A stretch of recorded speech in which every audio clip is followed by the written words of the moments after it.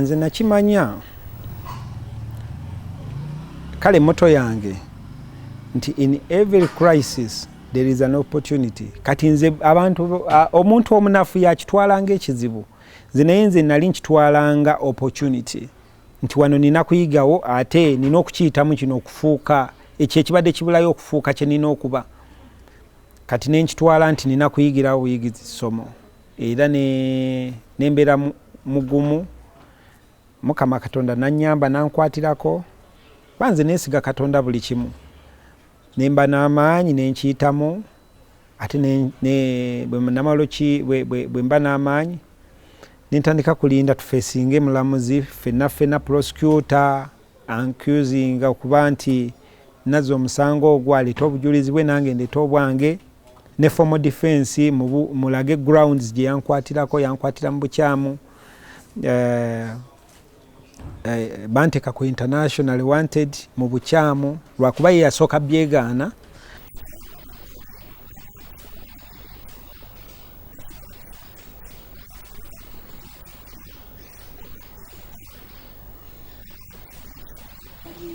No. Already baali bamaze okutegeera ekituufu kubanga bwe namala omwaka abantu bo batandika kifiiringa naddala abantu abaneetoolodde nga bagamba no ebintu bya Mbuga byonna byakiyaaye byonna nga bo bategedde nti byonna bipange nga bategedde nti waliwo bamafias abakiri behind.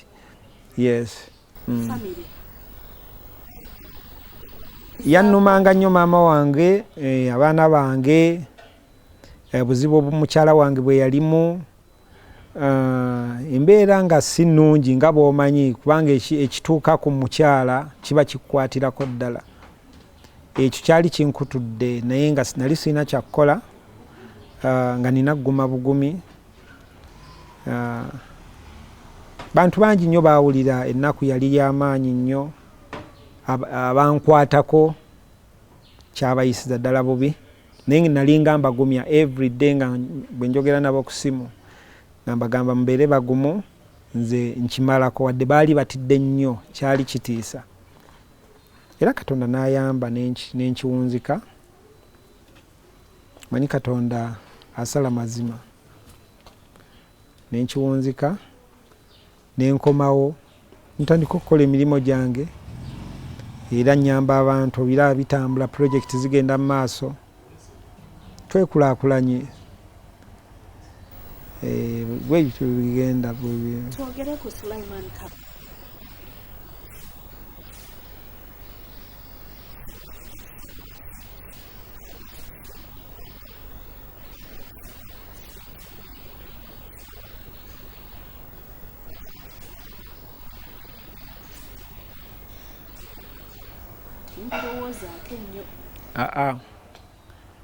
Nze ndi musajja omuzadde ate amanyi gye ndaga ate ayina ekigendererwa in life, okitegeera. So buli bwokola ng'olina ekigendererwa kintu kikubeerera kyangu nnyo naawe okubanga osobola okwenyweza, okweseetinga obulungi.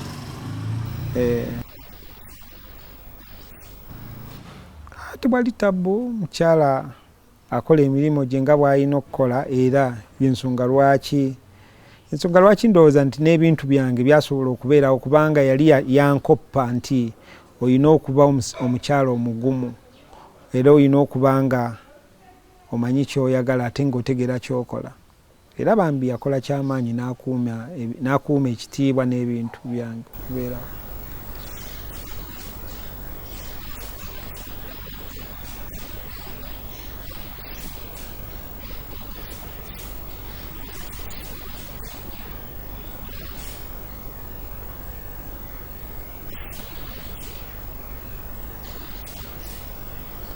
Abalina kukola balina okukola ennyo, balina okuba nga bakola ebintu kwegamba okwewaayo. Nagambye bumalirivu, kuba buba bumalirivu na kwesiga Mukama, n'obeera ng'omanyi ne ky'oyagala. Mbalaba abavubuka abasinga bayingidde nnyo ne politics, which is not good for me. Saagala nnyo kutunulayo eyo, naye balina okumanya nti emirembe egiri wano e Uganda ensi zembadde mutosobola gisangamu ate nga twandibadde tulabanga zensi ezikuze zensi ze twandibadde tugamba nti ensi waliyo human rights eddembe ly'obuntu naye tezirina ddembe ly'obuntu. Nze mmanyi ensi eri emu erina eddembe ly'obuntu, Uganda. Kuba mbaddeko South Africa ndabye bye bakola, mbadde Sweden bansiba almost 2 years nga sirabye mulamuzi. Mu kesi ey'ekisirusiru ebintu ebipangirire. Lwaki? Kubanga powers zaali zikyali mu mikono gya prosecution. Okitegeera? Kiba kitegeeza basobola okwabusinga powers nga bwe baagala nga tebatadde kesi mu kooti. Bwe kigenda mu kooti then kooti n'esooka ejjayo etteeka n'omanya n'eddembe ly'obuntu nga ly'olina n'omanya rights zo. Naye wano e Uganda tusobola kusanga kintu bwe kityo unless musango muzibu nnyo nga gwa naggomola. Naye zino financial crime, okitegeera, economic crime, financial cases, ndowooza Uganda tebasobola nakusiba myezi 6. Naye ekyo kikulaga nti mu ggwanga lyaffe Uganda mulimu emirembe ate amateeka gakola. Naye abavubuka bagenda ne babawugula. Okitegeera kubanga strategy gye bakozesa wano abamafia era bebamu be bamafia bebamu bebenoonyeza ebyabwe baagala kusuula ggwanga lino. Balina strategy gye bakozesa, if you cannot confuse them. Kati abavubuka bagezaako kuba confusinga kubanga convincing yakoze eki? Bw'omubuuza wano ajja ku challenging, okitegeera. Kati abavubuka bami ne babeera confused. Ne balabanga abatayambibwa, ne balabanga omutali mirembe, naye emirembe egisinga wano oba oyagala gijjawa.